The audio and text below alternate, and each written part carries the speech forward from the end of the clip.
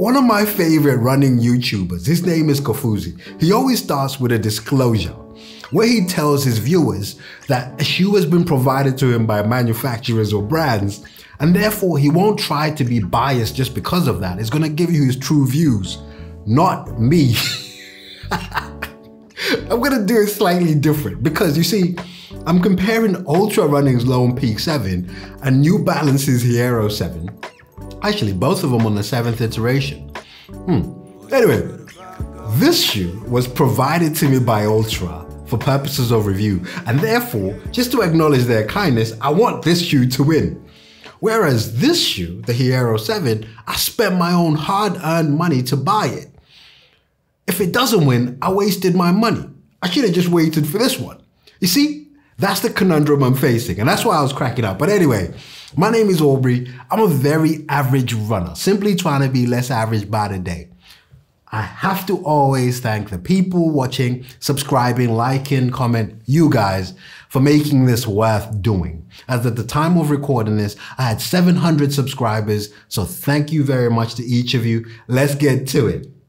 Okay, now let's put these shoes head to head and compare them, starting with two specs that are very objective. These are not opinion, they're just simple facts: price and weight.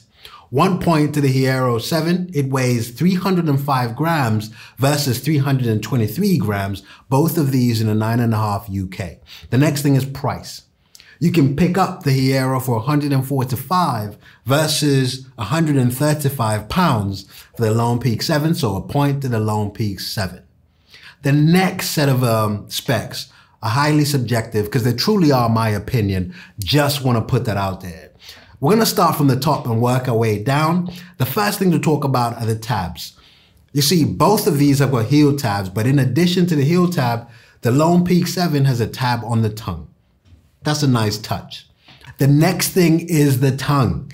Both of these are gusseted, meaning they're attached to the uppers, and that gives you a sock kind of feel, a bit more of a firmer hold of your foot as you're running in the shoe.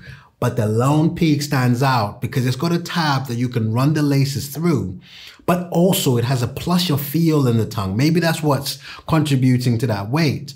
But when you put your foot in, you do get the difference. So the Lone Peak 7 picks up a point on the tongue. The next thing is the lacing system. There is one thing I like about the Hierro 7 are the actual laces themselves, but unfortunately you can take laces out and replace them. What you can't replace in the lacing system, which is why I'm going to give the point to the Lone Peak 7, if you look at the holes, they're much more fortified than the Hierro 7. And I like this additional touch where they've put a lacing holes within the tongue. And I like that. Maybe it's just a gimmick, I don't know, but it does add to it. The next thing is the upper. Now, I would be just giving points for the sake of it here. I genuinely can't really tell them apart. They are different. They all have different looks. It's going to be down to personal preference. They both have very well-formed toe boxes to keep you protected. They both have very nice and engineered meshes, considering this is a trail shoe. You can't really fault any of these in terms of the upper. You really can't.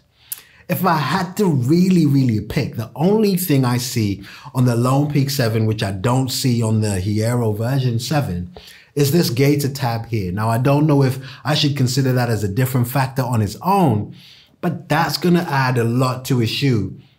If one doesn't have it, you almost obviously have to give it to the other. So 1 point to the Lone Peak 7. Okay, so next, and to me, this is the most important part of this comparison. This point weighs a lot more than the other points I gave before, and that is the midsole. And it has to go to the Fresh Foam X in the Hierro version 7 versus this Ego midsole in the Ultra Lone Peak 7. The reason why that is, Fresh Foam X, I love it in the More V4, I loved it in the 1080 series, they've retained it, and I love that. The reason why I wouldn't give it to the Lone Peak 7 is these guys actually make a more cushioned material for midsoles in the Touring, for example. That's the Ego Max. I wish they had put that in this shoe, and that would have given me a consideration. So, a point to the Hierro 7 in terms of the midsole. The next thing is the outsole in these shoes, and I just have to be honest outright. No one gets a point here, it's a tie. Simply because the Vibram on the Hierro version 7 holds its own. All the runs I've done, all the walks I've done, I've got nothing to complain about. And I've got the same for the Lone Peak 7. I love the design of what they've done in the additional textures at the heel of the shoe as well as at the toe. I genuinely couldn't decide which one takes the point. It would be unfair of me to just simply do it for the sake of awarding a point, and therefore it's a tie on that one. Lastly, the aesthetics. Now I call this the Tesco test, or Walmart, depending on where you're watching this, or whatever your local supermarket is called. Which of the two shoes would you wear just going about your day doing normal stuff? And for me, I prefer the Lone Peak 7's look. And I'm not talking about the colorway, but just as a shoe in general. The Lone Peak 7 for sure over the Hierro 7, just a personal preference. I'm a dad. I love being a dad. I don't like trainers that give you dad vibes. Not saying this does, but this one is a cooler looking shoe.